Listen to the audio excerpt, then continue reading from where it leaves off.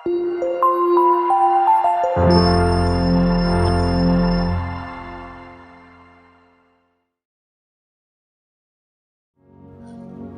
മക്കബായർ അധ്യായം 9. യൂദാസിന്റെ മരണം. നിക്കാനോറും സൈന്യവും യുദ്ധത്തിൽ പരാജിതരായി എന്ന് അറിഞ്ഞപ്പോൾ ദമെത്രിയൂസ് ബക്കിദസിനെയും അൽക്കിമൂസിനെയും യൂദാദേശത്തേക്ക് വീണ്ടും അയച്ചു. തന്റെ ദക്ഷിണ പാർശ്വസേനയെയും അവരോടുകൂടെ വിട്ടു. അവർ ഗിൽഗാലിലേക്കുള്ള വഴിയിലൂടെ പോയി മെസാലോത്തിനെതിരെ അർബേലായിൽ പാളയമടിച്ചു. അത് കൈവശപ്പെടുത്തി അനേകം പേരെ വധിച്ചു. 152 ആണ്ട് 1-ാം മാസം അവർ ജെറുസലേമിനെതിരെ പാളയമടിച്ചു. അനന്തരം അവർ 20,000 ഭടന്മാരോടും 2,000 കുതിരപ്പടയാളികളോടും കൂടെ അവിടെ നിന്ന് ബെരയായിലേക്ക് നീങ്ങി. അപ്പോൾ യൂദാസ് 3,000 ധീരയോദ്ധാക്കളുമായി എലാസായിൽ പാളയമടിച്ചിരിക്കുകയായിരുന്നു. ശത്രു സൈന്യത്തിന്റെ സംഖ്യാബലം കണ്ട് അവർ അത്യധികം ഭയപ്പെട്ടു. വളരെ പേർ പാളയം വിട്ട് ഓടിപ്പോയി. 800 പേർ മാത്രം അവശേഷിച്ചു. തന്റെ സൈന്യം ചിതറിപ്പോയെന്നും യുദ്ധം ആസന്നമായിരിക്കുന്നെന്നും കണ്ടപ്പോൾ യൂദാസിന്റെ മനസ്സിടിഞ്ഞു.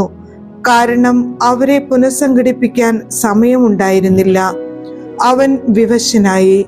എങ്കിലും ശേഷിച്ചവരോട് അവൻ പറഞ്ഞു, നമുക്ക് ശത്രുവിനെ നേരിടാം, അവരെ ചെറുക്കാൻ പറ്റുമോ എന്ന് നോക്കാം. പക്ഷേ അവർ അവനെ നിരുത്സാഹപ്പെടുത്തിക്കൊണ്ട് പറഞ്ഞു, നമുക്കതിന് കഴിവില്ല. ജീവൻ രക്ഷിക്കുകയാണ് ഇപ്പോൾ വേണ്ടത്. നമ്മുടെ സഹോദരരുമായി വന്ന് അവരോട് പിന്നീട് യുദ്ധം ചെയ്യാം. ഇപ്പോൾ നമ്മൾ വളരെ കുറച്ചു പേരെയുള്ളൂ. എന്നാൽ യൂദാസ് പറഞ്ഞു, ശത്രുവിനെ ഭയന്ന് നാം പലായനം ചെയ്തുകൂടാ. സമയമായെങ്കിൽ സഹോദരന്മാർക്കു വേണ്ടി ധീരതയോടെ നമുക്ക് മരിക്കാം. നമുക്ക് മാനക്കേടുണ്ടാവാൻ ഇടയാകരുത്. ബക്കിദസിന്റെ സൈന്യം പാളയം വിട്ടിറങ്ങി ആക്രമണത്തിന് നിലയുറപ്പിച്ചു. കുതിരപ്പടയെ 2 ഗണമായി വിഭജിച്ചു. കവിണക്കാരും വില്ലാളികളും പ്രധാന പടയാളികളോടുകൂടി മുൻനിരയിൽ നീങ്ങി. ബക്കിദസ് ദക്ഷിണ പാർശ്വസേനയിലായിരുന്നു. ഇരുവശങ്ങളിലുമുള്ള സൈന്യ വിഭാഗങ്ങളുടെ മധ്യത്തിലൂടെ കാഹളധ്വനിക്കൊത്ത് കാലാൽപ്പട മുന്നോട്ടു നീങ്ങി. യൂദാസിനോട് കൂടെ ഉണ്ടായിരുന്നവരും കാഹളം മുഴക്കി. സൈന്യങ്ങളുടെ ശബ്ദ കോലാഹലത്താൽ ഭൂമി പ്രകമ്പനം കൊണ്ടു. പ്രഭാതം മുതൽ പ്രദോഷം വരെ യുദ്ധം നടന്നു. ബക്കിദസും അവന്റെ ശക്തമായ സൈന്യവും വലത്തുവശത്താണെന്ന് യൂദാസ് മനസ്സിലാക്കി. ധൈര്യശാലികളായ എല്ലാ പടയാളികളും യൂദാസിനോട് ചേർന്ന ശത്രുവിന്റെ ദക്ഷിണ പാർശ്വസേനയെ തോൽപ്പിച്ച് അസോത്തൂസ് മല വരെ ഓടിച്ചു. ദക്ഷിണ പാർശ്വം തകർക്കപ്പെട്ടു എന്ന് മനസ്സിലാക്കിയ വാമപാർശ്വസേന തിരിഞ്ഞുവന്ന് യൂദാസിന്റെയും കൂട്ടരുടെയും പിന്നാലെയെത്തി. യുദ്ധം ഭീകരമായി. ഇരുഭാഗങ്ങളിലും അനേകം പേർ മുറിവേറ്റു വീണു. യൂദാസും നിലം പതിച്ചു. ശേഷിച്ചവർ പലായനം ചെയ്തു. ജോനാഥനും ശിമയോനും തങ്ങളുടെ സഹോദരൻ യൂദാസിനെ എടുത്തുകൊണ്ടുപോയി തങ്ങളുടെ പിതാക്കന്മാരുടെ മൊദയിനിലുള്ള കല്ലറയിൽ സംസ്കരിച്ചു. അവനെയോർത്ത് അവർ കരഞ്ഞു. ഇസ്രായേൽ ഒന്നടങ്കം ദുഃഖമാചരിച്ചു. വളരെ നാളുകൾ അവർ ഇങ്ങനെ വിലപിച്ചുകൊണ്ടിരുന്നു, ഇസ്രായേലിന്റെ രക്ഷകനായ ശക്തൻ പതിച്ചതെങ്ങനെ? യൂദാസിന്റെ മറ്റു ചെയ്തികളും അവൻ നടത്തിയ യുദ്ധങ്ങളും ധീരപ്രവൃത്തികളും അവന്റെ മഹത്വവും ഇവിടെ രേഖപ്പെടുത്തിയിട്ടില്ല. അവ അത്രയ്ക്ക് അധികമാണ്. ജോനാഥൻ നേതാവ്. യൂദാസിന്റെ മരണത്തിനു ശേഷം അധർമ്മികൾ ഇസ്രായേലിലെങ്ങും തലപൊക്കി. അനീതി പ്രവർത്തിച്ചിരുന്നവരെല്ലാം പുറത്തു വന്നു. അക്കാലത്ത് വലിയൊരു ക്ഷാമമുണ്ടായി. അപ്പോൾ അവരോടൊപ്പം രാജ്യവും ശത്രുപക്ഷത്ത് ചേർന്നു. ബക്കിദസ് അധർമ്മികളെ തിരഞ്ഞെടുത്ത് രാജ്യത്തിന്റെ ഭരണ ചുമതല ഏൽപ്പിച്ചു. യൂദാസിന്റെ സ്നേഹിതരെ തിരഞ്ഞുപിടിച്ച് അവർ ബക്കിദസിന്റെ അടുത്തു കൊണ്ടുവന്നു. അവൻ അവരോട് പ്രതികാരം ചെയ്യുകയും അവരെ അധിക്ഷേപിക്കുകയും ചെയ്തു. ഇപ്രകാരം ഇസ്രായേലിന് വലിയ കഷ്ടതകൾ ഉണ്ടായി. പ്രവാചകന്മാരുടെ കാലത്തിനു ശേഷം ഇന്നോളം ഇതുപോലൊരു ദുരന്തം അവർക്ക് നേരിടേണ്ടി വന്നിട്ടില്ല. യൂദാസിന്റെ സ്നേഹിതന്മാർ ഒന്നിച്ചുകൂടി ജോനാഥന്റെ അടുക്കൽ വന്നു പറഞ്ഞു, നിന്റെ സഹോദരൻ യൂദാസിന്റെ മരണത്തിനു ശേഷം നമ്മുടെ ശത്രുക്കൾക്കും ബക്കിദസിനും എതിരെ പോരാടാനും നമ്മെ വെറുക്കുന്ന നമ്മുടെ ജനത്തിൽപ്പെട്ടവരെ വേണ്ടവിധം നേരിടാനും അവനെ പോലെ ആരും നമുക്കില്ല. അതിനാൽ ഞങ്ങൾക്ക് വേണ്ടി പൊരുതാൻ അവനു പകരം ഞങ്ങളുടെ ഭരണകർത്താവും നേതാവുമായി ഞങ്ങൾ ഇന്ന് നിന്നെ തിരഞ്ഞെടുത്തിരിക്കുന്നു. ജോനാഥൻ നേതൃത്വം സ്വീകരിക്കുകയും സഹോദരൻ യൂദാസിന്റെ സ്ഥാനം ഏറ്റെടുക്കുകയും ചെയ്തു.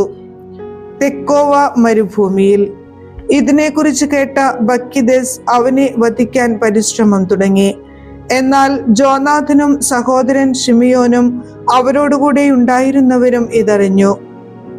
തെക്കോവായിലെ മരുപ്രദേശത്തേക്ക് ഓടിപ്പോയി അസ്ഫാർ കുളത്തിനരികെ പാളയമടിച്ചു.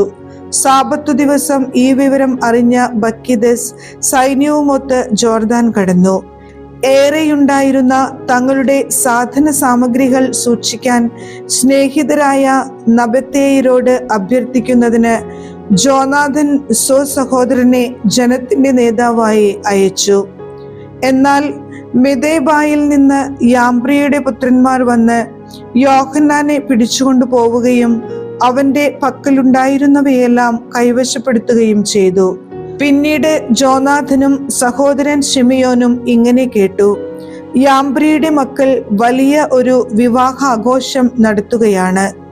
കാനാനിലെ മഹാപ്രഭുക്കളിൽ ഒരുവന്റെ മകളാണ് വധു. അവളെ അവർ നദാബത്തിൽ നിന്ന് വലിയ പരിവാരത്തോടെ കൊണ്ടുവന്നു. തങ്ങളുടെ സഹോദരൻ യോഹന്നാന്റെ രക്തത്തെക്കുറിച്ച് അവർ ഓർത്തു. അവർ പോയി മലയുടെ മറവിൽ ഒളിച്ചിരുന്നു. അവർ തലയുയർത്തി നോക്കിയപ്പോൾ ധാരാളം സാധന സാമഗ്രികൾ വഹിച്ചുകൊണ്ട് ശബ്ദകോലാഹലത്തോടെ നീങ്ങുന്ന ഒരു ഘോഷയാത്ര കണ്ടു. ആയുധധാരികളായ സ്നേഹിതന്മാരോടും സഹോദരന്മാരോടുമൊത്ത് തമ്പുരുവിന്റെയും ഗായകരുടെയും അകമ്പടിയോടെ വരൻ അവരെ സ്വീകരിക്കാൻ വന്നു. പതിയിരുന്നവർ ഉടനെ പാഞ്ഞു ചെന്ന് അവരെ കൊല്ലാൻ തുടങ്ങി. വളരെ പേർ മുറിവേറ്റു വീണു. ശേഷിച്ചവർ മലയിലേക്ക് ഓടി രക്ഷപ്പെട്ടു. ജോനാഥനും കൂട്ടരും അവരുടെ സാധന സാമഗ്രികൾ മുഴുവൻ കൈവശപ്പെടുത്തി. അങ്ങനെ വിവാഹം വിലാപമായി മാറി. ഗായകരുടെ സ്വരം ചരമഗാനമായും തങ്ങളുടെ സഹോദരന്റെ രക്തത്തിന് പൂർണ്ണമായും പകരം വീട്ടിക്കഴിഞ്ഞപ്പോൾ അവർ ജോർദാനിലെ ചതുപ്പു നിലങ്ങളിലേക്ക് മടങ്ങി. ബക്കിദസ് ഇതുകേട്ട് വലിയൊരു സേനയുമായി സാബത്തു ദിവസം ജോർദാൻ കരയിലെത്തി. ജോനാഥൻ അനുയായികളോട് പറഞ്ഞു, നമുക്ക് ജീവന് വേണ്ടി സധൈര്യം പൊരുതാം. കാര്യങ്ങൾ ഇപ്പോൾ മുൻപത്തെ പോലെയല്ല. ഇതാ ശത്രു നമ്മെ വളഞ്ഞിരിക്കുന്നു.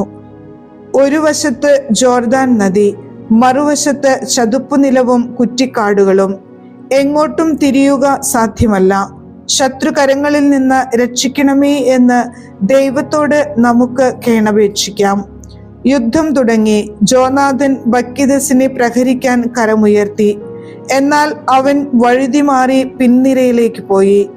അനന്തരം ജോനാഥനും കൂട്ടരും ജോർദാനിലേക്ക് ചാടി നീന്തി അക്കരെ കടന്നു. ശത്രുക്കൾ ജോർദാൻ കടന്ന് അവരെ ആക്രമിക്കാൻ മുതിർന്നില്ല. ബക്കിദസിന്റെ ആളുകളിൽ 1000 പേരോളം അന്ന് കൊല്ലപ്പെട്ടു. യൂദയായിലെ കോട്ടകൾ. ബക്കിദസ് ജെറൂസലേമിലേക്ക് മടങ്ങി. യൂദയായിൽ അവൻ സുശക്തമായ നഗരങ്ങൾ പണിതു. ജെറീക്കോയിലെ കോട്ടയും എമ്മാവൂസ്, ബത്ഹോറോൻ, ബദേൽ, തിംനാത്ത്, ഫരാത്തോൺ, തെഫോൺ എന്നീ നഗരങ്ങളും ഉയരമേറിയ മതിലുകളും പടിവാതിലുകളും ഓടാമ്പലുകളും കൊണ്ട് ബലപ്പെടുത്തി. ഇസ്രായേലിനെ ശല്യപ്പെടുത്താൻ അവൻ അവിടങ്ങളിലെല്ലാം കാവൽ സേനയും ഏർപ്പെടുത്തി. ബത്സൂർ, ഗസാറ എന്നീ നഗരങ്ങളും കോട്ടയും അവർ സുശക്തങ്ങളാക്കി സേനകളെ നിർത്തി. ഭക്ഷണ സാധനങ്ങളും ശേഖരിച്ചു വച്ചു. നാട്ടുപ്രമാണികളുടെ പുത്രന്മാരെ പിടിച്ച് ആൾ ജാമ്യമായി ജെറുസലേം കോട്ടയിൽ അടച്ച് കാവൽ ഏർപ്പെടുത്തുകയും ചെയ്തു.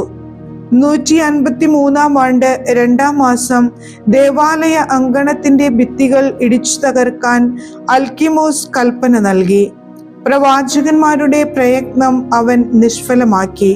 പക്ഷേ അവൻ അത് തകർക്കാൻ തുടങ്ങിയതേയുള്ളൂ. അപ്പോൾ അവന് കനത്ത ഒരാഘാതമേറ്റു. അവന്റെ ജോലിക്ക് വിഘ്നമുണ്ടായി. അധരം ചലിക്കാതെയായി. അവൻ തളർവാദ രോഗിയായി. തന്റെ ഭവനത്തെ സംബന്ധിച്ച് എന്തെങ്കിലും ആജ്ഞ നൽകാൻ അവന് കഴിയാതെയായി. താമസിയാതെ ദുസ്സഹമായ വേദന സഹിച്ച് അവൻ മരണമടഞ്ഞു. അൽക്കിമോസ് മരിച്ചെന്ന് കണ്ടപ്പോൾ ബക്കിദസ് രാജസന്നിധിയിലേക്ക് മടങ്ങി. യൂദാദേശത്ത് 2 വർഷത്തേക്ക് സ്വസ്ഥതയുണ്ടായി. ജോനാഥന്റെ വിജയം. അനന്തരം അധർമ്മികൾ ഗൂഢാലോചന നടത്തി. അവർ പറഞ്ഞു, ജോനാഥനും കൂട്ടരും ആത്മവിശ്വാസത്തോടെ സമാധാനത്തിൽ കഴിയുന്നു. അതിനാൽ നമുക്ക് ബക്കിദസിനെ തിരിച്ചു കൊണ്ടുവരാം. ഒറ്റ രാത്രി കൊണ്ട് അവൻ അവരെ എല്ലാവരെയും ബന്ധനസ്ഥരാക്കും. അവർ പോയി അവനുമായി കൂടിയാലോചിച്ചു. വലിയ ഒരു സൈന്യവുമായി പുറപ്പെടാൻ അവൻ ഒരുമ്പെട്ടു. ജോനാഥനെയും അവന്റെ ആളുകളെയും പിടിക്കാൻ ആവശ്യപ്പെട്ടുകൊണ്ട് യൂദയായിലെ തന്റെ സഖ്യകക്ഷികൾക്കെല്ലാം അവൻ രഹസ്യ കത്തുകൾ അയച്ചു. പക്ഷേ അവർക്കത് കഴിഞ്ഞില്ല. കാരണം അവരുടെ ഉപജാപങ്ങൾ പുറത്തായി കഴിഞ്ഞിരുന്നു. ജോനാഥന്റെ ആളുകൾ ഈ ഗൂഢാലോചനയ്ക്ക് നേതൃത്വം നൽകിയ സ്ഥലവാസികളിൽ 50ഓളം പേരെ വധിച്ചു. പിന്നീട് ജോനാഥനും അനുയായികളും ശിമിയോനോടുകൂടി മരുഭൂമിയിലുള്ള ബത്ബാസിലേക്ക് പിൻവാങ്ങി. അതിന്റെ തകർക്കപ്പെട്ട ഭാഗങ്ങൾ പുതുക്കി പണിത് അവർ അത് ബലവത്താക്കി. ബക്കിദസ് ഇതറിഞ്ഞ് തന്റെ സേനകളെയെല്ലാം ഒരുമിച്ച് കൂട്ടി. യൂദയായിലെ ജനങ്ങൾക്ക് അവൻ കൽപ്പനകൾ അയച്ചു. അതിനുശേഷം അവൻ വന്ന് ബത്ബാസിക്കെതിരെ പാളയമടിച്ചു. ഏറെ നാളുകൾ അവൻ അതിനെതിരെ പൊരുതുകയും യന്ത്രമുട്ടികൾ നിർമ്മിക്കുകയും ചെയ്തു. നഗരം തന്റെ സഹോദരൻ ശിമിയോനെ ഏൽപ്പിച്ച് ജോനാഥൻ നാട്ടിൻപുറത്തേക്ക് നീങ്ങി. കുറച്ചുപേരെ മാത്രമേ അവൻ കൂടെ കൊണ്ടുപോയുള്ളൂ. ഒദൊമേരായെയും അവന്റെ സഹോദരന്മാരെയും ഫാസിറോണിന്റെ പുത്രന്മാരെയും അവരുടെ കൂടാരങ്ങളിൽ വച്ച് അവൻ വധിച്ചു. അവൻ ആക്രമിച്ചുകൊണ്ട് മുന്നേറി.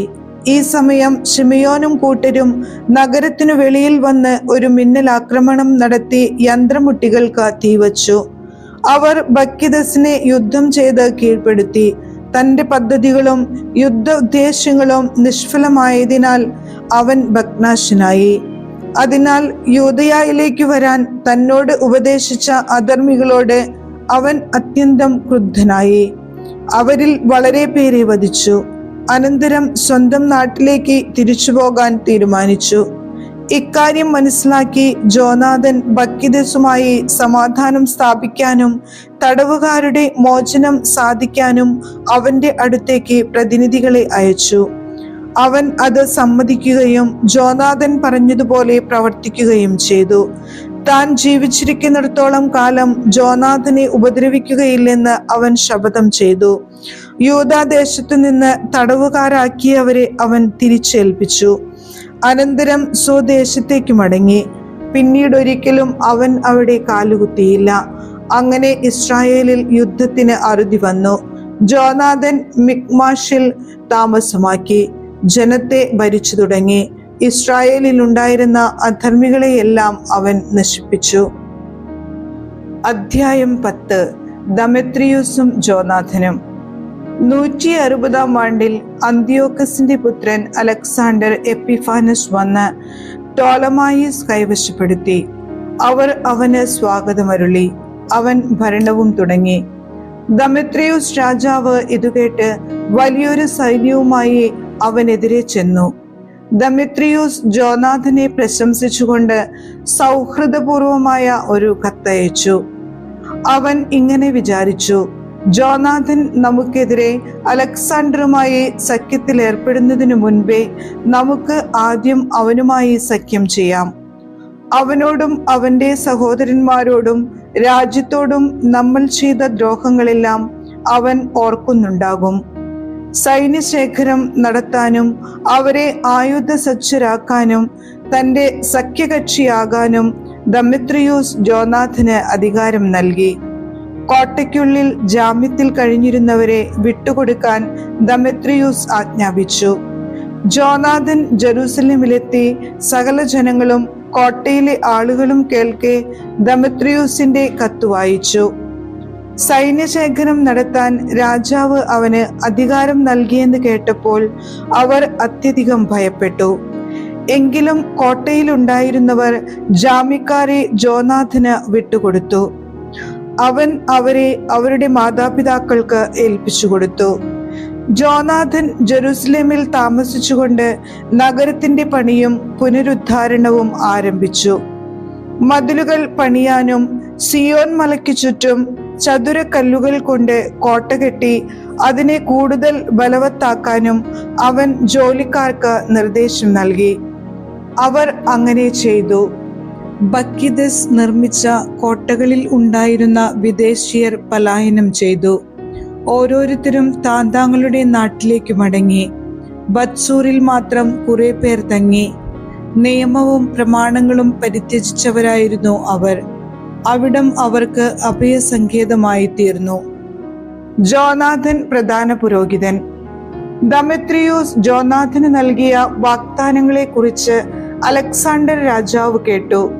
ജോനാഥനും സഹോദരന്മാരും കൂടി നടത്തിയ യുദ്ധങ്ങളെയും ചെയ്ത ധീരകൃത്യങ്ങളെയും സഹിച്ച കഷ്ടപ്പാടുകളെയും കുറിച്ച് അവൻ ജനങ്ങളിൽ നിന്ന് അറിഞ്ഞു. അവൻ പറഞ്ഞു, ഇവനെ പോലെ മറ്റൊരുവനെ കണ്ടുകിട്ടുമോ? നമുക്ക് അവനെ മിത്രമാക്കി അവനുമായി സഖ്യം ചെയ്യാം. അവൻ ജോനാഥന് ഇപ്രകാരം ഒരു കത്തെഴുതി.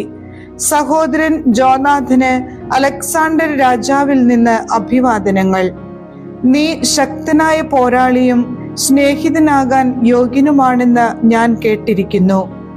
അതിനാൽ നിന്റെ ജനത്തിന്റെ പ്രധാന പുരോഹിതനായി ഇന്നു നിന്നെ ഞാൻ നിയമിച്ചിരിക്കുന്നു. നീ രാജാവിന്റെ സുഹൃത്തായി അറിയപ്പെടണം. നീ എന്റെ പക്ഷത്ത് നിലകൊള്ളുകയും എന്നോട് മൈത്രി പുലർത്തുകയും വേണം. രാജാവ് അവന് ഒരു ചെമന്ന മേലങ്കിയും സ്വർണ്ണ കിരീടവും അയച്ചു കൊടുത്തു. 160-ാം ആണ്ട് 7-ാം മാസം കൂടാര തിരുനാളിൽ ജോനാഥൻ വിശുദ്ധ വസ്ത്രങ്ങൾ അണിഞ്ഞു. അവൻ സൈന്യശേഖരം നടത്തി വൻതോതിൽ ആയുധവും സജ്ജീകരിച്ചു. ദമത്രിയൂസിന്റെ വാഗ്ദാനം. ഇതുകേട്ട് ദമത്രിയൂസ് ദുഃഖിതനായി പറഞ്ഞു, നമ്മൾ എന്തുകൊണ്ട് ഇതനുവദിച്ചു? തന്നെ പ്രബലനാക്കാൻ യഹൂദരുമായി മൈത്രി സ്ഥാപിക്കുന്നതിൽ അലക്സാണ്ടർ നമ്മെ മറികടന്നിരിക്കുന്നു. എനിക്ക് അവരുടെ സഹായം ലഭിക്കേണ്ടതിന് ബഹുമതികളും സമ്മാനങ്ങളും വാഗ്ദാനം ചെയ്തുകൊണ്ട് ഞാൻ അവർക്ക് ഹൃദ്യമായ സന്ദേശമയക്കും. അതനുസരിച്ച് അവൻ അവർക്ക് ഇങ്ങനെ എഴുതി. യഹൂദ ജനതയ്ക്ക് ദമത്രിയൂസ് രാജാവിന്റെ അഭിവാദനങ്ങൾ. നിങ്ങൾ ഞങ്ങളോടുള്ള കരാർ പാലിക്കുന്നുവെന്നും മൈത്രിബന്ധം തുടരുന്നുവെന്നും ഞങ്ങളുടെ ശത്രുക്കളായി കൂട്ടുചേർന്നിട്ടില്ലെന്നും അറിയുന്നതിൽ ഞങ്ങൾ സന്തോഷിക്കുന്നു. മേലിലും ഞങ്ങളോട് വിശ്വസ്തരായിരിക്കുവിൻ. ഞങ്ങൾക്ക് വേണ്ടി നിങ്ങൾ ചെയ്യുന്നതിനെല്ലാം ഞങ്ങൾ നല്ല പ്രതിഫലം നൽകുന്നതാണ്. ഞാൻ നിങ്ങൾക്ക് ധാരാളം ഇളവുകൾ അനുവദിക്കുകയും സമ്മാനങ്ങൾ നൽകുകയും ചെയ്യുന്നതാണ്. ഇന്നു മുതൽ ഞാൻ നിങ്ങളെ സ്വതന്ത്രരാക്കുകയും സർവ യഹൂദരെയും കപ്പത്തിലും ഉപ്പുനികുതിയിലും കിരീട നികുതിയിലും നിന്ന് ഒഴിവാക്കുകയും ചെയ്തിരിക്കുന്നു. എനിക്ക് ലഭിക്കേണ്ട ധാന്യങ്ങളുടെ 1/3 ഫലങ്ങളുടെ പകുതിയും ഇനി മുതൽ നിങ്ങളിൽ നിന്ന് ഈടാക്കുന്നതല്ല. യൂദാ ദേശത്തു നിന്നോ സമരിയ, ഗലീലി എന്നീ ദേശങ്ങളിൽ നിന്നോ ഇന്നു മുതൽ ഒരിക്കലും ഞാൻ അവ പിരിക്കുകയില്ല. ജെറുസലേമും പരിസരങ്ങളും ജെറുസലേമിനുള്ള ദശാംശങ്ങളും വരുമാനങ്ങളും വിശുദ്ധവും നികുതിരഹിതവുമായിരിക്കട്ടെ. ജെറുസലേമിലെ കോട്ടയിന്മേൽ എനിക്കുള്ള നിയന്ത്രണാധികാരം ഞാൻ ഉപേക്ഷിക്കുകയും പ്രധാന പുരോഹിതന് വിട്ടുകൊടുക്കുകയും ചെയ്യുന്നു. അവൻ സ്വന്തം ഇഷ്ടം പോലെ അവിടെ കാവൽ ഏർപ്പെടുത്തിക്കൊള്ളട്ടെ. യൂദാ ദേശത്തു നിന്ന് ബന്ധനസ്ഥരാക്കി എന്റെ രാജ്യത്തെവിടെയെങ്കിലും പാർപ്പിച്ചിട്ടുള്ള എല്ലാ യഹൂദരെയും മോചനദ്രവ്യം കൂടാതെ ഞാൻ സ്വതന്ത്രരാക്കുന്നു. അവരുടെ കന്നുകാലികളുടെ പേരിലുള്ള നികുതികളും ഒഴിവാക്കാൻ രാജസേവകരോട് ഞാൻ നിഷ്കർഷിക്കുന്നു. എല്ലാ തിരുനാളുകളും സാബത്തുകളും അമാവാസികളും മറ്റു വിശേഷ ദിവസങ്ങളും തിരുനാളിന് മുൻപും പിൻപും 3 ദിവസങ്ങളും എൻ്റെ രാജ്യത്തുള്ള എല്ലാ യഹൂദർക്കും സ്വാതന്ത്ര്യപൂർവമായ ദിവസങ്ങളായിരിക്കും. അവരിൽ നിന്ന് എന്തെങ്കിലും ഈടാക്കുന്നതിനോ അവരിൽ ആരെയെങ്കിലും ഏതെങ്കിലും കാര്യത്തിൽ ശല്യപ്പെടുത്തുന്നതിനോ ആർക്കും അധികാരം ഉണ്ടായിരിക്കുകയില്ല. യഹൂദരിൽ 30,000 പേരെ രാജസൈന്യത്തിൽ ചേർക്കുന്നതായിരിക്കും. രാജകീയ സേനയ്ക്ക് അർഹമായ വേതനം അവർക്ക് ലഭിക്കും. അവരിൽ കുറെ പേർക്ക് രാജാവിന്റെ പ്രധാന കോട്ടകളിൽ സ്ഥാനം നൽകപ്പെടും. ചിലർക്ക് രാജ്യത്ത് വിശ്വസ്ത പദവികൾ ലഭിക്കും. അവരിൽ നിന്ന് തന്നെയായിരിക്കും അവർക്ക് അധിപന്മാരെയും നേതാക്കന്മാരെയും ലഭിക്കുക. യൂദാദേശത്ത് രാജാവ് കൽപ്പിച്ചതുപോലെ സ്വന്തം നിയമങ്ങൾ അനുസരിച്ച് അവർക്ക് ജീവിക്കാവുന്നതാണ്. സമരിയായിൽ നിന്ന് യൂദായോട് ചേർക്കപ്പെട്ടിട്ടുള്ള 3 പ്രവിശ്യകൾ ഏകഭരണകർത്താവിന് അധീനമായിരിക്കും. പ്രധാന പുരോഹിതനല്ലാതെ മറ്റൊരധികാരി അവർക്ക് ഉണ്ടായിരിക്കുകയില്ല. ജെറൂസലേം ദേവാലയത്തിലെ ചെലവുകൾക്കായി ടോളമായുസും അതിനോട് ചേർന്ന് കിടക്കുന്ന പ്രദേശവും ഞാൻ പാരിതോഷികമായി നൽകുന്നു. സൗകര്യമുള്ള സ്ഥലങ്ങളിൽ നിന്ന് വാങ്ങിക്കത്തക്ക വിധം രാജഭണ്ഡാരത്തിൽ നിന്ന് പ്രതിവർഷം 15,000 ഷെക്കൽ വെള്ളിയും ഞാൻ അനുവദിക്കുന്നു. സഹായധനം നൽകുന്നതിൽ ഭരണാധികാരികൾ വരുത്തിയിട്ടുള്ള എല്ലാ കുടിശ്ശികകളും ആദ്യ കൊല്ലങ്ങളിലെ പതിവനുസരിച്ച് ഇന്നു മുതൽ ദേവാലയ ശുശ്രൂഷയ്ക്കായി നൽകുന്നതാണ്. കൂടാതെ ദേവാലയ ശുശ്രൂഷയിൽ നിന്ന് എൻ്റെ സേവകർക്ക് ആണ്ടുതോറും ലഭിച്ചിരുന്ന 5,000 ഷെക്കൽ വെള്ളി ഇതിനാൽ നിർത്തലാക്കിയിരിക്കുന്നു. ആ തുക ശുശ്രൂഷ ചെയ്യുന്ന പുരോഹിതന്മാരുടെ വിഹിതമാണ്.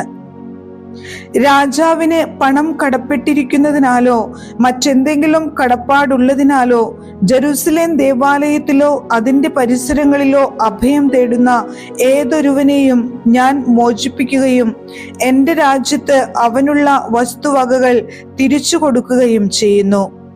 വിശുദ്ധ മന്ദിരം പുതുക്കി പണിയുന്നതിനും കേടുപാടുകൾ തീർക്കുന്നതിനും വേണ്ടിവരുന്ന ചെലവുകൾ മുഴുവൻ രാജഭണ്ഡാരത്തിൽ നിന്ന് വഹിക്കുന്നതാണ്.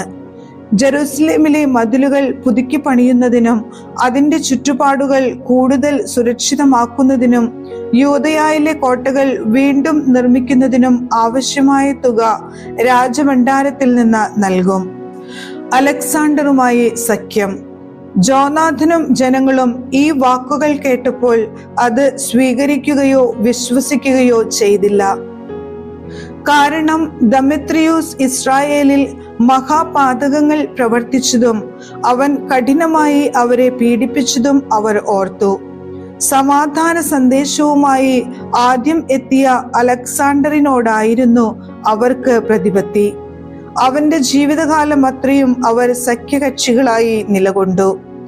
അലക്സാണ്ടർ രാജാവ് വലിയൊരു സൈന്യത്തെ ശേഖരിച്ച് ദെമേത്രിയൂസിനെതിരെ പാളയമടിച്ചു. ഇരു രാജാക്കന്മാരും ഏറ്റുമുട്ടി. ദെമേത്രിയൂസിന്റെ സൈന്യം പലായനം ചെയ്തു. അലക്സാണ്ടർ പിന്തുടർന്ന് അവരെ തോൽപ്പിച്ചു. സൂര്യാസ്തമയം വരെ യുദ്ധം തുടർന്നു. ദെമേത്രിയൂസ് വധിക്കപ്പെട്ടു. അലക്സാണ്ടർ ഈജിപ്തിലെ രാജാവായ ടോളമിക്ക് സ്ഥാനപതികൾ മുഖേന ഈ സന്ദേശം അയച്ചു: ഞാൻ എൻ്റെ രാജ്യത്തിലേക്ക് മടങ്ങി വന്ന് എൻ്റെ പിതാക്കന്മാരുടെ സിംഹാസനത്തിൽ ആരൂഢനാവുകയും ആധിപത്യം സ്ഥാപിക്കുകയും ചെയ്തിരിക്കുന്നു. ദെമേത്രിയൂസിനെ തോൽപ്പിച്ച് രാജ്യം ഞാൻ വീണ്ടെടുത്തിരിക്കുന്നു. ദെമേത്രിയൂസിനെയും അവന്റെ സേനയെയും യുദ്ധത്തിൽ തോൽപ്പിക്കുകയും ഞാൻ അവന്റെ സിംഹാസനം കൈവശപ്പെടുത്തുകയും ചെയ്തിരിക്കുന്നു. നമുക്ക് സൗഹൃദം സ്ഥാപിക്കാം. നിന്റെ മകളെ എനിക്ക് ഭാര്യയായി നൽകുക. ഞാൻ നിന്റെ ജാമാതാവായിരിക്കും. നിനക്കും അവൾക്കും ഞാൻ രാജോചിതമായ സമ്മാനങ്ങൾ നൽകുന്നതാണ്. ടോളമി രാജാവ് മറുപടി നൽകി: നിന്റെ പിതാക്കന്മാരുടെ നാട്ടിലേക്ക് മടങ്ങി വന്ന് നീ അവരുടെ സിംഹാസനത്തിൽ ഉപവിഷ്ടനായ ദിവസം സന്തോഷകരം തന്നെ. നീ എഴുതിയതുപോലെ ഞാൻ പ്രവർത്തിക്കാം. നമുക്ക് പരസ്പരം കാണുന്നതിനും നീ ആവശ്യപ്പെട്ടതനുസരിച്ച് ഞാൻ നിന്റെ ശശ്വരനാവുന്നതിനും വേണ്ടി ടോളമായിസിൽ വന്ന് എന്നെ കാണുക. ടോളമി തന്റെ മകൾ ക്ലെയോപാത്രയുമൊത്ത് ഈജിപ്തിൽ നിന്ന് 162 ആണ്ടിൽ ടോളമായിസിൽ എത്തി. അലക്സാണ്ടർ അവനെ സ്വീകരിച്ചു. ടോളമി മകൾ ക്ലെയോപാത്രയെ അലക്സാണ്ടറിന് നൽകി. ടോളമായിസിൽ വച്ച് രാജകീയ ആഡംബരങ്ങളോടെ വിവാഹം നടന്നു. തന്നെ വന്ന് കാണാൻ ആവശ്യപ്പെട്ടുകൊണ്ട് അലക്സാണ്ടർ രാജാവ് ജോനാഥന് കത്തെഴുതി. ജോനാഥൻ ആഡംബരത്തോടെ ടോളമായിസിലേക്ക് ചെന്നു. രാജാക്കന്മാർ രണ്ടുപേരെയും സന്ദർശിച്ചു. അവൻ അവർക്കും അവരുടെ സ്നേഹിതന്മാർക്കും പൊന്നും വെള്ളിയുമായി ധാരാളം സമ്മാനങ്ങൾ നൽകി. അവൻ അവരുടെ പ്രീതിക്ക് പാത്രമായി. ഇസ്രായേലിലെ ദ്രോഹികളും അധർമ്മികളുമായ ഒരു കൂട്ടം ആളുകൾ അവനെതിരെ ഒത്തുചേർന്നു. അവനിൽ കുറ്റം ആരോപിച്ചു. എന്നാൽ അലക്സാണ്ടർ രാജാവ് അത് കണക്കിലെടുത്തില്ല. ജോനാഥന്റെ വസ്ത്രം മാറ്റി പകരം അവനെ ധൂമ്ര വസ്ത്രങ്ങൾ ധരിപ്പിക്കാൻ രാജാവ് ആജ്ഞാപിച്ചു. അവർ അപ്രകാരം ചെയ്തു. രാജാവ് അവനെ തനിക്കരികെ ഇരുത്തി തന്റെ സേവകരോട് പറഞ്ഞു, നിങ്ങൾ ജോനാഥനുമൊത്ത് നഗരമധ്യത്തിലേക്ക് പോകുവിൻ. ആരും ഒരു കാരണവശാലും അവനിൽ കുറ്റം ആരോപിക്കുകയോ അവന് ശല്യം ചെയ്യുകയോ പാടില്ലെന്ന് പ്രഖ്യാപിക്കുവിൻ. രാജവിളംബരമനുസരിച്ച് ജോനാഥൻ ബഹുമാനിതനാകുന്നതും അവൻ രാജവസ്ത്രം അണിഞ്ഞിരിക്കുന്നതും കണ്ടപ്പോൾ അവനെതിരെ കുറ്റം ആരോപിച്ചിരുന്നവർ പലായനം ചെയ്തു. ഇങ്ങനെ രാജാവ് അവനെ ബഹുമാനിച്ചു.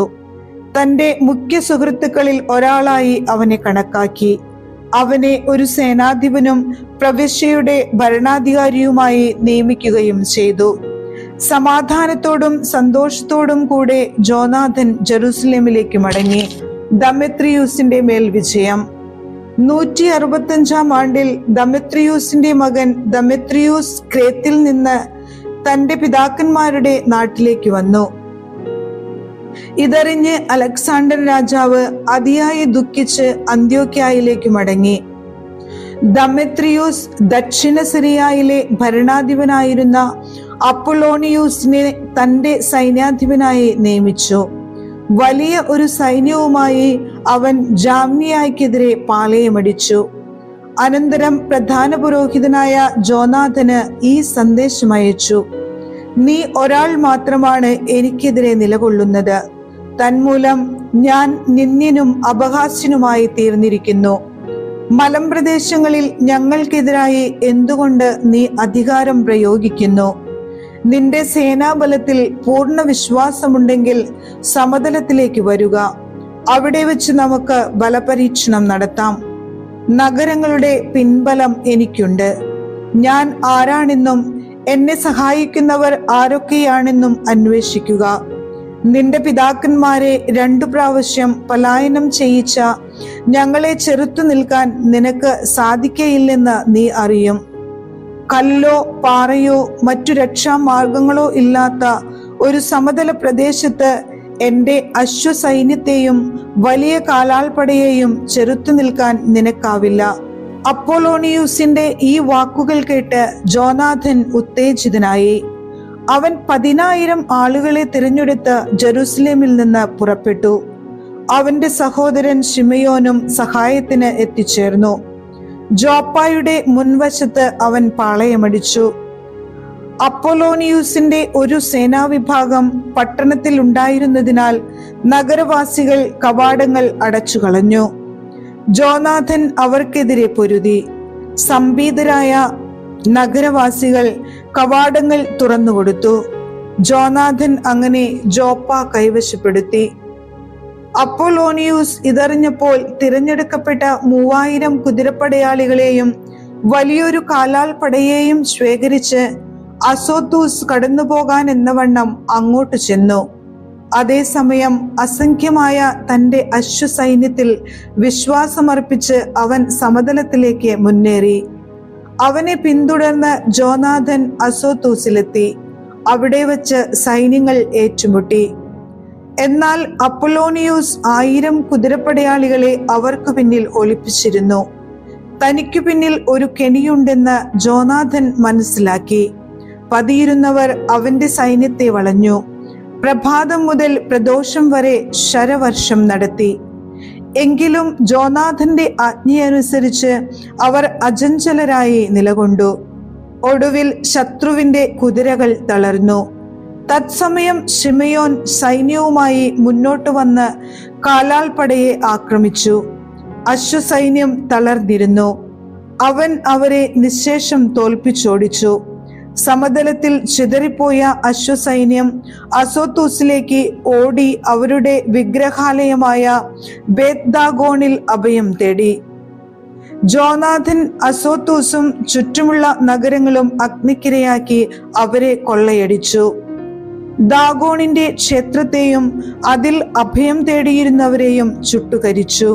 വാളിനിരയായവരും തീയിൽ വെന്തു മരിച്ചവരും കൂടി ഏകദേശം 8000 പേർ വരും. ജോനാഥൻ അവിടെ നിന്ന് പുറപ്പെട്ട് അസ്കലോണിനെതിരെ പാളയമടിച്ചു. നഗരവാസികൾ പുറത്തുവന്ന് അവനെ രാജോചിതമായി സ്വീകരിച്ചു. കൈയടക്കിയ സമ്പാദ്യങ്ങളുമായി ജോനാഥനും കൂട്ടരും ജെറുസലേമിലേക്ക് മടങ്ങി. ഇതറിഞ്ഞപ്പോൾ അലക്സാണ്ടർ രാജാവ് ജോനാഥനെ പൂർവാധികം ബഹുമാനിച്ചു. രാജകുടുംബാംഗങ്ങൾക്ക് മാത്രം നൽകാറുള്ള സ്വർണക്കൊലുത്ത് രാജാവ് അവന് അയച്ചു കൊടുത്തു. കൂടാതെ എക്രോണും പരിസര പ്രദേശങ്ങളും അവന് വിട്ടുകൊടുത്തു. അധ്യായം 11. അലക്സാണ്ടറിന്റെ പതനം. ഈജിപ്തു രാജാവ് കടൽ തീരത്തെ മണൽത്തരി പോലെ അസംഖ്യം പടയാളികളെ ശേഖരിച്ചു. അനേകം കപ്പലുകൾ ഒരുക്കി. തന്ത്രപൂർവം അലക്സാണ്ടറിന്റെ സാമ്രാജ്യം തട്ടിയെടുത്ത് തന്റേതിനോട് ചേർക്കാൻ അവൻ ഉദ്യമിച്ചു. സമാധാന വചസ്സുകളുമായി അവൻ സിറിയയിലേക്ക് പുറപ്പെട്ടു. അലക്സാണ്ടർ രാജാവിന്റെ ആജ്ഞയനുസരിച്ച് ശുശ്വരനെ സ്വീകരിക്കാൻ കവാടങ്ങൾ തുറന്ന് ജനങ്ങൾ നഗരങ്ങളിൽ നിന്ന് പുറത്തു വന്നു.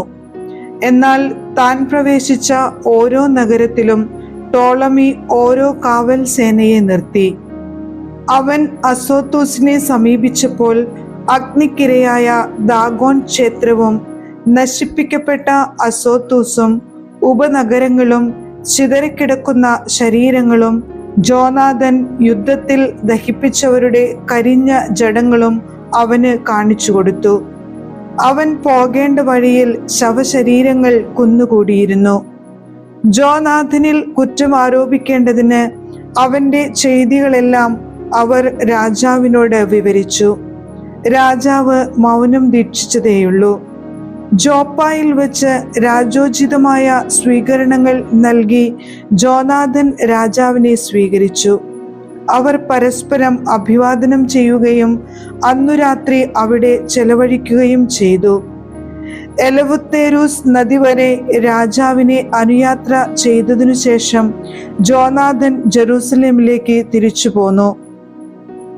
സെലൂക്യ വരെയുള്ള സമുദ്രതീര നഗരങ്ങളുടെ ഭരണാധികാരം ടോളമി രാജാവിന് ലഭിച്ചു. അവൻ അലക്സാണ്ടറിനെതിരെ ദുരാലോചനകൾ തുടർന്നു. ദൂതന്മാർ വഴി അവൻ ദമേത്രിയൂസ് രാജാവിനെ ഇപ്രകാരം അറിയിച്ചു: നമുക്ക് ഒരു ഉടമ്പടി ചെയ്യാം. അലക്സാണ്ടറിന് ഭാര്യയായി നൽകിയ എൻ്റെ മകളെ നിനക്കു ഞാൻ വിവാഹം ചെയ്തു തരാം. നിനക്ക് നിന്റെ പിതാവിന്റെ സാമ്രാജ്യത്തിന്മേൽ ഭരണം നടത്തുകയുമാകാം. എൻ്റെ മകളെ അവന് ഭാര്യയായി നൽകിയതിൽ ഞാനിപ്പോൾ ഖേദിക്കുന്നു. കാരണം അവൻ എന്നെ വധിക്കാൻ ശ്രമിച്ചു. അലക്സാണ്ടറിന്റെ സാമ്രാജ്യം മോഹിച്ചിരുന്നതിനാൽ ടോളമി അവനെതിരെ കുറ്റാരോപണം നടത്തി. തന്റെ മകളെ അലക്സാണ്ടറിൽ നിന്ന് തിരിച്ചെടുത്ത് അവൻ ദമേത്രിയൂസിന് നൽകി. അലക്സാണ്ടറുമായുള്ള സ്നേഹബന്ധം അവൻ വേർപ്പെടുത്തി. അവർ തമ്മിലുള്ള ശത്രുത പരസ്യമായി. ടോളമി അന്ത്യോക്യയിൽ പ്രവേശിച്ച് ഏഷ്യയുടെ കിരീടമണിഞ്ഞു. അങ്ങനെ അവൻ 2 രാജ്യങ്ങളുടെ, ഈജിപ്തിന്റെയും ഏഷ്യയുടെയും അധിപനായി. ആ സമയം കിലിക്യായിലുള്ള ജനങ്ങൾ ഒരു വിപ്ലവത്തിന് ഒരുമ്പെട്ടതിനാൽ അലക്സാണ്ടർ രാജാവ് അവിടെ വന്നിട്ടുണ്ടായിരുന്നു. വിവരങ്ങൾ അറിഞ്ഞ് അലക്സാണ്ടർ ടോളമിക്കെതിരെ പുറപ്പെട്ടു. ടോളമി അതിശക്തമായ ഒരു സൈന്യത്തോടെ വന്ന് അവനെ തോൽപ്പിച്ചോടിച്ചു. പലായനം ചെയ്ത അലക്സാണ്ടർ അറേബ്യയിൽ അഭയം പ്രാപിച്ചു. ടോളമി രാജാവ് അങ്ങനെ വിജയിയായി. അറേബ്യനായ സഫ്തിയേൽ അലക്സാണ്ടറിന്റെ ശിരസ് ഛേദിച്ച് ടോളമിക്ക് അയച്ചു കൊടുത്തു. എന്നാൽ 3 ദിവസങ്ങൾക്കു ശേഷം ടോളമി രാജാവ് മരണമടഞ്ഞു. കോട്ടകളിൽ ഉണ്ടായിരുന്ന അവന്റെ സേന മുഴുവൻ തദ്ദേശവാസികളാൽ കൊല്ലപ്പെട്ടു. അങ്ങനെ 167 ആണ്ടിൽ ദമേത്രിയൂസ് രാജാവായി. ജോനാഥനും ദമേത്രിയൂസും തമ്മിൽ സഖ്യം. ജെറുസലേമിലുള്ള കോട്ട പിടിച്ചെടുക്കുന്നതിനു വേണ്ടി യൂദയായിലുള്ള ജനങ്ങളെ മുഴുവൻ ജോനാഥൻ വിളിച്ചുകൂട്ടി. അതിനെതിരെ പ്രയോഗിക്കാൻ പല യുദ്ധോപകരണങ്ങളും അവൻ നിർമ്മിച്ചു. സ്വന്തം ജനത്തെ തന്നെ വെറുത്തിരുന്ന ചില അധർമ്മികൾ ചെന്ന് ജോനാഥൻ വലിയൊരു സൈന്യ സന്നാഹത്തോടെ കോട്ട ആക്രമിക്കുന്ന വിവരം രാജാവിനെ ധരിപ്പിച്ചു. ഇതുകേട്ട് അവൻ രോഷാകുലനായി ഉടനെ തന്നെ ടോളമായിസിലേക്ക് വന്നു. ദുർഗാക്രമണം തുടരരുതെന്നും സംഭാഷണത്തിനായി എത്രയും വേഗം ടോളമായിസിൽ വന്ന് തന്നെ കാണണമെന്നും ജോനാഥന് എഴുതി. ഇതറിഞ്ഞപ്പോൾ ദുർഗാക്രമണം തുടരാനാണ് ജോനാഥൻ ആജ്ഞാപിച്ചത്. ഇസ്രായേലിലെ ഏതാനും പുരോഹിതന്മാരെയും ശ്രേഷ്ഠന്മാരെയും തിരഞ്ഞെടുത്ത് ആപത്തിനെ നേരിടാൻ അവൻ തീരുമാനിച്ചു. സ്വർണവും വെള്ളിയും തുണിത്തരങ്ങളും മറ്റു നിരവധി സമ്മാനങ്ങളുമായി അവൻ ടോളമായിസിൽ രാജാവിന്റെ അടുക്കൽ ചെന്നു. അവൻ രാജപ്രീതിക്ക് പാത്രമായി. സ്വജനത്തിൽപ്പെട്ട ചില അധർമ്മികൾ അവനെതിരെ പരാതി പറഞ്ഞു. എങ്കിലും രാജാവ് തന്റെ മുൻഗാമികളെ പോലെ തന്നെ അവനോട് വർത്തിക്കുകയും സുഹൃത്തുക്കളുടെ മുന്നിൽ വച്ച് അവനെ ആദരിക്കുകയും ചെയ്തു. രാജാവ് അവന്റെ പ്രധാന പുരോഹിത സ്ഥാനവും മുൻപുണ്ടായിരുന്ന മറ്റു ബഹുമതികളും സ്ഥിരീകരിക്കുകയും അവനെ തന്റെ പ്രമുഖ സ്നേഹിതന്മാരിൽ ഒരുവനായി പരിഗണിക്കുകയും ചെയ്തു. യൂദയായെയും സമരിയായിലെ 3 പ്രവശ്യകളെയും കപ്പത്തിൽ നിന്ന് ഒഴിവാക്കണമെന്ന് അപ്പോൾ ജോനാഥൻ രാജാവിനോട് അഭ്യർത്ഥിച്ചു. പകരം 300 താലന്ത് അവൻ വാഗ്ദാനം ചെയ്തു. രാജാവ് അത് സമ്മതിച്ചു.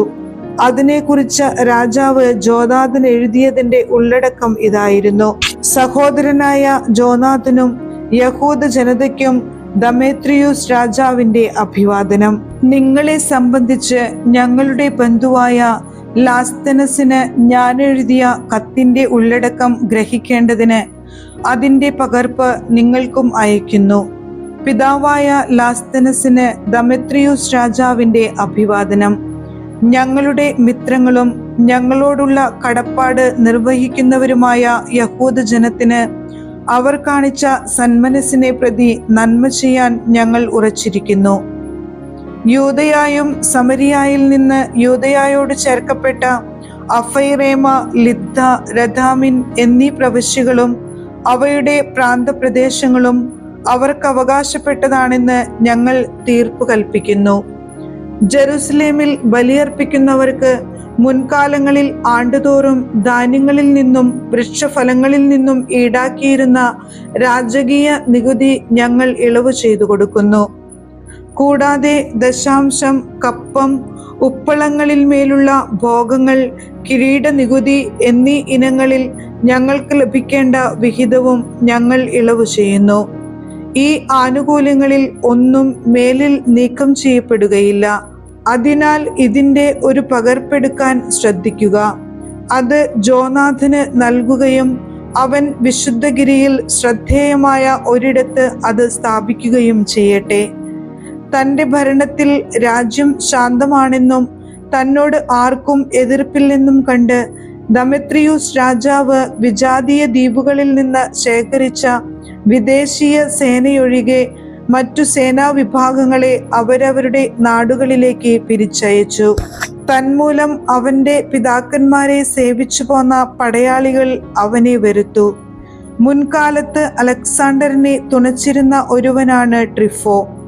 സൈന്യം മുഴുവൻ ദമേത്രിയൂസിനെതിരെ പിറുപിറുക്കുന്നു എന്ന് കണ്ട് അവൻ അലക്സാണ്ടറിന്റെ കൊച്ചുമകൻ അന്തിയോക്കസിനെ വളർത്തിയിരുന്ന അറബിയായ ഇമാൽക്കുവയുടെ അടുത്തു ചെന്നു. പിതാവിന്റെ സ്ഥാനത്ത് രാജാവാകേണ്ടതിന് അന്തിയോക്കസിനെ വിട്ടുതരണമെന്ന് ട്രിഫോ നിർബന്ധിച്ചു. ദമേത്രിയൂസിന്റെ ചെയ്തികളെ കുറിച്ചും അവനെ സ്വന്തം സേനകൾ വെറുക്കുന്നതിനെ കുറിച്ചും ഇമാൽക്കുവയ്ക്ക് വിശദീകരിച്ചു കൊടുത്തു. കുറെ ദിവസം അവൻ അവിടെ താമസിക്കുകയും ചെയ്തു. ജെറുസലേം കോട്ടയിലും മറ്റു ശക്തിദുർഗങ്ങളിലുമുള്ള സേനാനികളെ ഇസ്രായേലിനെതിരെ പടപൊരുതുക കാരണം അവിടെ നിന്ന് ബഹിഷ്കരിക്കണമെന്ന് ആവശ്യപ്പെട്ടുകൊണ്ട് ജോനാഥൻ ദമെത്രിയൂസ് രാജാവിന് അഭ്യർത്ഥന അയച്ചു. ദമെത്രിയൂസ് ജോനാഥന് ഈ സന്ദേശം അയച്ചു: നിനക്കും ജനത്തിനും വേണ്ടി ഇത് ചെയ്യുക മാത്രമല്ല, സന്ദർഭമുണ്ടായാൽ വലിയ ബഹുമതികൾ നൽകുവാനും ഞാൻ തയ്യാറാണ്. സേനകൾ എന്നോട് വിധേയത്വം പുലർത്തായികയാൽ എന്നെ സഹായിക്കാൻ കുറെ പേരെ അയച്ചു തന്നാൽ കൊള്ളാം. അതനുസരിച്ച് 3000-ഓളം വീരയോദ്ധാക്കളെ ജോനാഥൻ അന്ത്യോക്യയിലേക്ക് അയച്ചു. അവർ അടുക്കലെത്തിയപ്പോൾ അവരുടെ ആഗമനത്തിൽ രാജാവ് അത്യധികമായി സന്തോഷിച്ചു. രാജാവിനെ കൊല്ലുക എന്ന ലക്ഷ്യത്തോടെ 120,000-ഓളം വരുന്ന നഗരവാസികൾ നഗരത്തിൽ ഒന്നിച്ചുകൂടി. രാജാവ് കൊട്ടാരത്തിൽ അഭയം പ്രാപിച്ചു. നഗരത്തിലെ പ്രധാന നിരത്തുകൾ കയ്യേറി നഗരവാസികൾ യുദ്ധം തുടങ്ങി. രാജാവ് യഹൂദരെ സഹായത്തിന് വിളിച്ചു. അവർ ഓടിയെത്തി നഗരത്തിലെങ്ങും നിരന്നു. 100,000-ഓളം പേരെ അന്നു തന്നെ കൊന്നൊടുക്കി. അവർ നഗരത്തെ അഗ്നിക്കിരയാക്കി. ധാരാളം കൊള്ളവസ്തുക്കൾ കൈക്കലാക്കി. അങ്ങനെ രാജാവിനെ രക്ഷിച്ചു. യഹൂദർ നഗരം കൈയടക്കുകയും യഥേഷ്ടം അതിന്മേൽ ആധിപത്യം പുലർത്തുകയും ചെയ്യുന്നത് കണ്ട് നഗരവാസികൾ അസ്തധൈര്യരായി. രാജസന്നിധിയിൽ ഇങ്ങനെ കേണപേക്ഷിച്ചു: ഞങ്ങൾക്ക് സമാധാനം നൽകണമേ. ഞങ്ങൾക്കും നഗരത്തിനുമെതിരെയുള്ള യുദ്ധത്തിൽ നിന്ന് യഹൂദരെ പിന്തിരിപ്പിക്കണമേ. അവർ ആയുധം ഉപേക്ഷിച്ച് സമാധാന ഉടമ്പടിയിൽ ഏർപ്പെട്ടു. രാജാവിന്റെയും ജനത്തിന്റെയും മുൻപിൽ യഹൂദർ ഏറെ ബഹുമാനിതരായി. ധാരാളം കൊള്ളവസ്തുക്കളുമായി അവർ ജെറുസലേമിലേക്ക് മടങ്ങി. ദമെത്രിയൂസ് രാജാവ് സിംഹാസനത്തിൽ തുടർന്നു. അവന്റെ ഭരണത്തിൻ കീഴിൽ ദേശത്ത് സമാധാനം നിലനിന്നു. ദമെത്രിയൂസിനെതിരെ എന്നാൽ അവൻ തന്റെ വാഗ്ദാനങ്ങളെല്ലാം ലംഘിച്ചു. ജോനാഥനിൽ നിന്ന് അകന്നു. ജോനാഥൻ ചെയ്ത ഉപകാരങ്ങൾക്ക് പ്രത്യുപകാരം ചെയ്തില്ലെന്നു മാത്രമല്ല, അവനെ വളരെയേറെ ദ്രോഹിക്കുകയും ചെയ്തു. ബാലനായ അന്തിയോക്കസുമായി ട്രിഫോ തിരിച്ചെത്തി. അന്തിയോക്കസ് കിരീടം ധരിച്ച് ഭരണം ആരംഭിച്ചു. ദമെത്രിയൂസ് പിരിച്ചുവിട്ട സേനകൾ അവന്റെ പക്ഷം ചേർന്നു. ദമെത്രിയൂസിനെതിരെ പൊരുതി. ദമെത്രിയൂസ് പരാജിതനായി പലായനം ചെയ്തു. ട്രിഫോ ആനകളെ കൈവശപ്പെടുത്തുകയും അന്ത്യോക്യ തന്റെ നിയന്ത്രണത്തിലാക്കുകയും ചെയ്തു. യുവരാജാവായ അന്തിയോക്കസ് ജോനാഥന് ഈ വിധം എഴുതി: പ്രധാന പുരോഹിതനായി ഞാൻ നിന്നെ സ്ഥിരീകരിക്കുകയും 4 പ്രവിശ്യകളുടെ ആധിപത്യം ഏൽപ്പിക്കുകയും രാജമിത്രങ്ങളിൽ ഒരാളായി നിന്നെ പരിഗണിക്കുകയും ചെയ്യുന്നു. രാജാവ് അവനൊരു സ്വർണത്തളികയും മറ്റു ഭോജനോപകരണങ്ങളും കൊടുത്തയച്ചു. സുവർണ ചഷകങ്ങളിൽ നിന്ന് പാനം ചെയ്യാനും രാജവസ്ത്രവും സ്വർണക്കൊളുത്തും ധരിക്കാനുമുള്ള അവകാശവും നൽകി. ജോനാഥന്റെ സഹോദരനായ ശിമിയോനെ ടയറിലെ ലാദർ മുതൽ ഈജിപ്തിന്റെ അതിർത്തികൾ വരെയുള്ള പ്രദേശങ്ങളുടെ അധിപനാക്കുകയും ചെയ്തു. ജോനാഥൻ പുറപ്പെട്ട് നദിക്കക്കരെയുള്ള ദേശത്തും നഗരങ്ങളിലും സഞ്ചരിച്ചു. സിറിയ സൈന്യം അവനോട് സഖ്യം ചേർന്നു. അസ്കലോണിലെത്തിയപ്പോൾ നഗരവാസികൾ അവനെ സ്വീകരിക്കുകയും ആദരങ്ങൾ അർപ്പിക്കുകയും ചെയ്തു. അവിടെ നിന്ന് അവൻ ഗാസയിലേക്ക് പോയി. എന്നാൽ ഗാസ നിവാസികൾ അവനെതിരെ നഗര കവാടങ്ങൾ അടച്ചുകളഞ്ഞു. അതിനാൽ അവൻ നഗരം വളയുകയും സമീപ പ്രദേശങ്ങൾ അഗ്നിക്കിരയാക്കുകയും കൊള്ളയടിക്കുകയും ചെയ്തു. ഗാസ നിവാസികൾ ജോനാഥനോട് കേണപേക്ഷിക്കുകയും അവൻ അവരുമായി സമാധാന ഉടമ്പടി സ്ഥാപിക്കുകയും ചെയ്തു. അവരുടെ ഭരണാധിപന്മാരുടെ മക്കളെ ജാമ്യത്തടവുകാരായി പിടിച്ച് അവൻ ജെറുസലേമിലേക്ക് അയച്ചു. ദമാസ്കസ് വരെ അവൻ രാജ്യത്തുടനീളം സഞ്ചരിച്ചു. തന്നെ അധികാരത്തിൽ നിന്ന് തുരത്താൻ ഉദ്ദേശിച്ചുകൊണ്ട് വലിയൊരു സൈന്യവുമായി ദമെത്രിയൂസിന്റെ സേനകൾ ഗലീലിയിലെ കാദശിൽ എത്തിയിട്ടുണ്ടെന്ന് ജോനാഥൻ കേട്ടു. സഹോദരനായ ശിമയോനെ നാട്ടിൽ തന്നെ നിർത്തിയിട്ട് അവരെ നേരിടുന്നതിനായി അവൻ പുറപ്പെട്ടു. ശിമയോൻ ബത്സൂറിന് മുൻപിൽ പാളയമടിക്കുകയും അനേക ദിവസം അതിനെതിരെ പടപൊരുതുകയും ഉപരോധം ഏർപ്പെടുത്തുകയും ചെയ്തു. അവർ അപ്പോൾ സമാധാന ഉടമ്പടികൾക്കായി അപേക്ഷിക്കുകയും അവൻ അതിന് സമ്മതിക്കുകയും ചെയ്തു. അവൻ അവിടെ നിന്ന് അവരെ പുറത്താക്കി നഗരം കൈവശപ്പെടുത്തുകയും ഒരു കാവൽ സൈന്യത്തെ അവിടെ ഏർപ്പെടുത്തുകയും ചെയ്തു. ഗനേസരത്ത് തടാകത്തിനരികെ ജോനാഥനും സേനയും പാളയമടിച്ചു. അതിരാവിലെ തന്നെ അവർ ഹാസോർ സമതലത്തിലേക്ക് തിരിച്ചു. അവിടെ വെച്ച് വിദേശീയ സൈന്യം അവനുമായി ഏറ്റുമുട്ടി. അവനെതിരെ മലകളിൽ അവർ കെണിയൊരുക്കിയിരുന്നു. അവർ അവനെ മുഖത്തോട് മുഖം എതിർത്തു. അപ്പോൾ പതിയിരുന്നവർ ഒളിസ്ഥലങ്ങളിൽ നിന്ന് വന്ന് യുദ്ധത്തിൽ ചേർന്നു. ജോനാഥനോടൊപ്പം ഉണ്ടായിരുന്നവരെല്ലാം പലായനം ചെയ്തു. അബ്സലോമിന്റെ മകൻ മത്താത്തിയാസും കാൽഫിയുടെ മകൻ യൂദാസും ഒഴികെ ആരും അവശേഷിച്ചില്ല. ഇരുവരും സൈന്യാധിപന്മാരായിരുന്നു. ജോനാഥൻ വസ്ത്രം കീറി തലയിൽ പൂഴി വിതറി പ്രാർത്ഥിച്ചു. അവൻ മടങ്ങിച്ചെന്ന് ശത്രുവിനോട് യുദ്ധം ചെയ്ത് അവരെ തുരത്തി. അവർ പലായനം ചെയ്തു. അവനെ വിട്ട് ഓടിപ്പോയവർ ഇതുകണ്ട് തിരിച്ചുവന്ന് അവനോട് ചേർന്നു. അവർ ശത്രുക്കളെ പിന്തുടർന്ന് കാദേശിലുള്ള അവരുടെ പാളയത്തിലെത്തുകയും അവിടെ പാളയമടിക്കുകയും ചെയ്തു. വിദേശീയരിൽ 3000 പേർ അന്ന് മരിച്ചു വീണു. അനന്തരം ജോനാഥൻ ജെറുസലേമിലേക്ക് മടങ്ങി. അധ്യായം 12. സ്പാർത്തായുമായി സഖ്യം. സമയം അനുകൂലമാണെന്ന് കണ്ട് ജോനാഥൻ റോമാക്കാരുമായുള്ള സൗഹൃദം ഉറപ്പിക്കുന്നതിനും നവീകരിക്കുന്നതിനും വേണ്ടി ഏതാനും പേരെ തിരഞ്ഞെടുത്ത് റോമായിലേക്ക് അയച്ചു. അതിനുവേണ്ടി തന്നെ സ്പാർത്തായിലേക്കും മറ്റു സ്ഥലങ്ങളിലേക്കും അവൻ സന്ദേശം അയച്ചു. അവർ റോമായിലെത്തി അവിടുത്തെ പ്രതിനിധി സഭയിൽ പ്രവേശിച്ചു പറഞ്ഞു: പ്രധാന പുരോഹിതനായ ജോനാഥനും യഹൂദ ജനതയും റോമാക്കാരുമായുള്ള മുൻ സൗഹൃദവും സഖ്യവും നവീകരിക്കുന്നതിന് ഞങ്ങളെ അയച്ചിരിക്കുന്നു. യൂദാദേശത്തേക്ക് സുരക്ഷിതരായി മടങ്ങിപ്പോകുന്നതിന് അവർക്ക് ആവശ്യമായതെല്ലാം ചെയ്തു കൊടുക്കാൻ ബന്ധപ്പെട്ടവർക്ക് നിർദ്ദേശം നൽകിക്കൊണ്ടുള്ള കത്തുകൾ റോമാക്കാർ അവരെ ഏൽപ്പിച്ചു. ജോനാഥൻ സ്പാർത്താക്കാർക്ക് എഴുതിയ കത്തിന്റെ പകർപ്പാണിത്. പ്രധാന പുരോഹിതനായ ജോനാഥനും രാജ്യത്തിലെ പ്രതിനിധി സഭയും പുരോഹിതന്മാരും മറ്റു യഹൂദരും സ്പാർത്തായിലെ തങ്ങളുടെ സഹോദരർക്ക് അഭിവാദനം അർപ്പിക്കുന്നു. ഇതോടൊപ്പം അയക്കുന്ന പകർപ്പ് വ്യക്തമാക്കുന്നത് പോലെ നിങ്ങൾ ഞങ്ങളുടെ സഹോദരരാണെന്ന് പ്രസ്താവിച്ചുകൊണ്ട് നിങ്ങളുടെ രാജാവായ ആരിയൂസ് പ്രധാന പുരോഹിതനായ ഓനിയാസിന് മുൻപ് ഒരു കത്തയച്ചിരുന്നല്ലോ. ഓനിയാസ് ദൂതനെ ആദരപൂർവം സ്വീകരിക്കുകയും സഖ്യത്തിന്റെയും സൗഹൃദത്തിന്റെയും വ്യക്തമായ പ്രഖ്യാപനമടങ്ങുന്ന ആ കത്ത് കൈപ്പറ്റുകയും ചെയ്തു. ഞങ്ങളുടെ കൈവശമുള്ള വിശുദ്ധ ഗ്രന്ഥങ്ങൾ ഞങ്ങൾക്ക് ആത്മധൈര്യം പകരുന്നതുകൊണ്ട് ഞങ്ങൾക്ക് ഇവയൊന്നും ആവശ്യമില്ലെങ്കിലും നിങ്ങളുമായുള്ള സാഹോദര്യവും സൗഹൃദവും നവീകരിക്കുന്നതിന് ആളയക്കാൻ ഞങ്ങൾ തീരുമാനിച്ചു. നിങ്ങൾ ഞങ്ങൾക്ക് കത്തയച്ചിട്ട് ഏറെക്കാലം കഴിഞ്ഞിരിക്കയാൽ നാം തമ്മിൽ അകൽച്ചയുണ്ടാകാതിരിക്കേണ്ടതിനു തന്നെ ഞങ്ങൾ നിങ്ങളെ ഓരോ അവസരത്തിലും തിരുനാളുകളിലും മറ്റു വിശേഷ ദിവസങ്ങളിലും ബലിയർപ്പണത്തിലും പ്രാർത്ഥനകളിലും നിരന്തരം അനുസ്മരിക്കുന്നു. സഹോദരരെ അനുസ്മരിക്കുക ഉചിതവും ന്യായവുമാണല്ലോ. നിങ്ങളുടെ മഹത്വത്തിൽ ഞങ്ങൾ ആഹ്ലാദിക്കുന്നു. ഞങ്ങളെയാകട്ടെ ഏറെ പീഡനങ്ങളും യുദ്ധങ്ങളും വലയം ചെയ്തിരിക്കുന്നു. ചുറ്റുമുള്ള രാജാക്കന്മാർ ഞങ്ങൾക്കെതിരെ യുദ്ധത്തിന് വരികയും ചെയ്തിരിക്കുന്നു. നിങ്ങളുടെ മറ്റ് സഖ്യകക്ഷികളെയോ സുഹൃത്തുക്കളെയോ ഈ യുദ്ധങ്ങളുടെ പേരിൽ ബുദ്ധിമുട്ടിക്കാൻ ഞങ്ങൾ ആഗ്രഹിച്ചില്ല.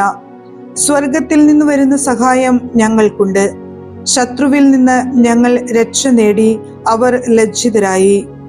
റോമാക്കാരുമായുള്ള ഞങ്ങളുടെ മുൻ സൗഹൃദവും സഖ്യവും നവീകരിക്കുന്നതിന് അന്തിയോക്കസിന്റെ മകൻ നുമേനിയൂസിനെയും ജാസന്റെ മകൻ അന്തിപാത്രനെയും ഞങ്ങൾ തിരഞ്ഞെടുത്ത് അയച്ചിരിക്കുന്നു. നിങ്ങളുടെ അടുത്തു വന്ന് അഭിവാദനം അർപ്പിക്കുന്നതിനും നമ്മുടെ സാഹോദര്യം നവീകരിക്കുന്നത് സംബന്ധിച്ചുള്ള ഈ കത്ത് നിങ്ങളെ ഏൽപ്പിക്കുന്നതിനും ഞങ്ങൾ അവരോട് നിർദ്ദേശിച്ചിട്ടുണ്ട്. ദയവായി ഞങ്ങൾക്ക് ഇതിന് മറുപടി തരുവിൻ. ഓനിയാസിനയച്ച കത്തിന്റെ പകർപ്പ് ഇതാണ്. സ്പാർത്തായിലെ രാജാവായ ആരിയൂസ് പ്രധാന പുരോഹിതനായ ഓനിയാസിന് മംഗളം ആശംസിക്കുന്നു. സ്പാർത്താക്കാരും യഹൂദരും സഹോദരരാണെന്നും അബ്രാഹത്തിന്റെ വംശത്തിൽപ്പെട്ടവരാണെന്നും രേഖകളിൽ കാണുന്നു. ഇതറിഞ്ഞ സ്ഥിതിക്ക് നിങ്ങളുടെ ക്ഷേമം അറിയിച്ചാലും. ഞങ്ങൾക്ക് എഴുതാനുള്ളത് ഇതാണ്: നിങ്ങളുടെ കന്നുകാലികളും വസ്തുവകകളും ഞങ്ങൾക്കുള്ളതാകുന്നു, ഞങ്ങളുടേത് നിങ്ങൾക്കുള്ളതും. ഈ വിവരം നിങ്ങളെ അറിയിക്കണമെന്ന് ദൂതന്മാരോട് ഞങ്ങൾ ആജ്ഞാപിച്ചിട്ടുണ്ട്. ദമേത്രിയൂസിനെതിരെ യുദ്ധം.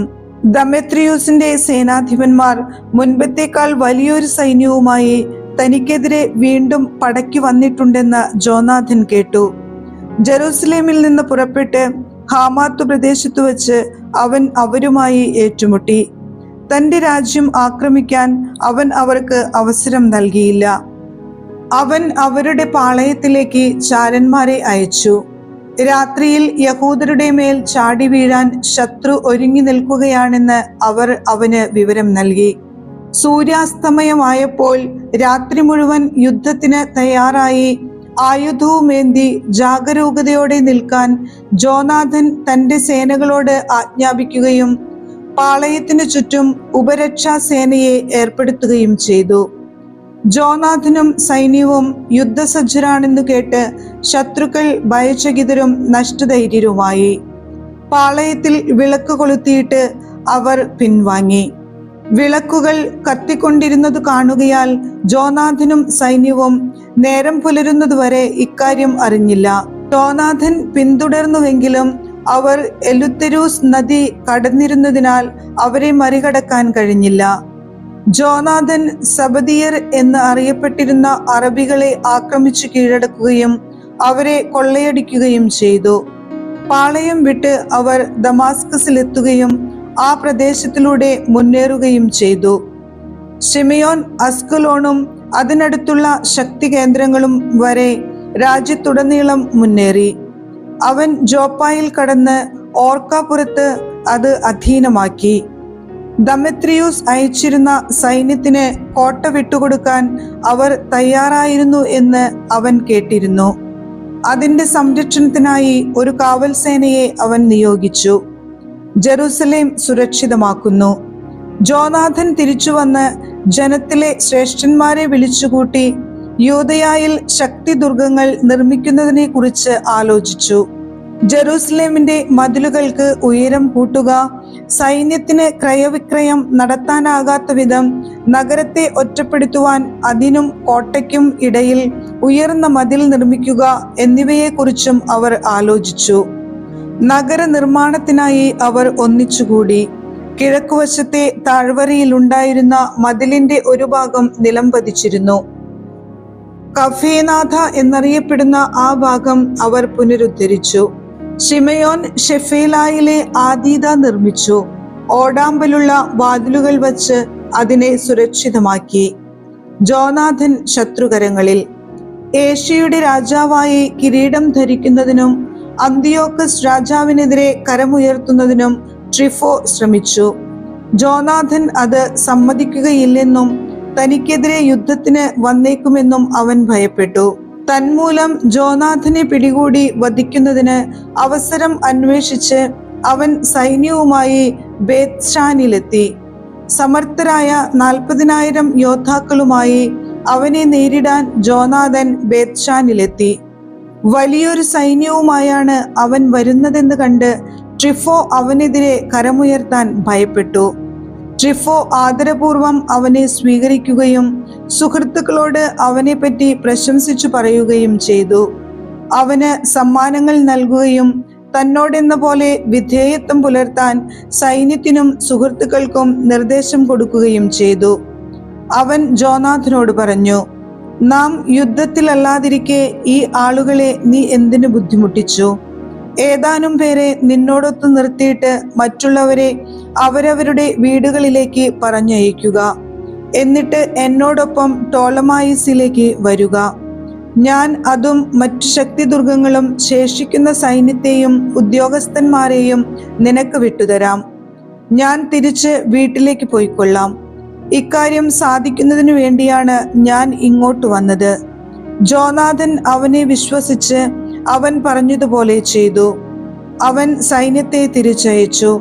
അവർ യൂദാദേശത്തേക്ക് മടങ്ങി. 3000 പേരെ അവൻ തന്നോടൊത്തു നിർത്തി. അതിൽ 2000 പേരെ ഗലീലയിൽ നിയോഗിച്ചു. 1000 പേർ അവനെ അനുഗമിച്ചു. ജോനാഥൻ ടോളമായിസിൽ വന്നയുടനെ അവിടുത്തുകാർ കവാടങ്ങൾ അടച്ച് അവനെ പിടികൂടി. അവനോടൊപ്പം അകത്തു കടന്നവരെയെല്ലാം അവൻ വാളിനിരയാക്കി. ജോനാഥന്റെ യോദ്ധാക്കളെ നശിപ്പിക്കുന്നതിനായി ട്രിഫോ ഗലീലയിലേക്കും മഹാസമതലത്തിലേക്കും ഭടന്മാരെയും കുതിരപ്പടയാളികളെയും അയച്ചു. ജോനാഥൻ പിടിക്കപ്പെട്ടുവെന്നും അവനോടൊത്തുണ്ടായിരുന്ന ഭടന്മാർ കൊല്ലപ്പെട്ടുവെന്നും മനസ്സിലാക്കിയ അവർ പരസ്പരം പ്രോത്സാഹിപ്പിച്ച് യുദ്ധസജ്ജരായ വ്യൂഹങ്ങളായി മുന്നേറി.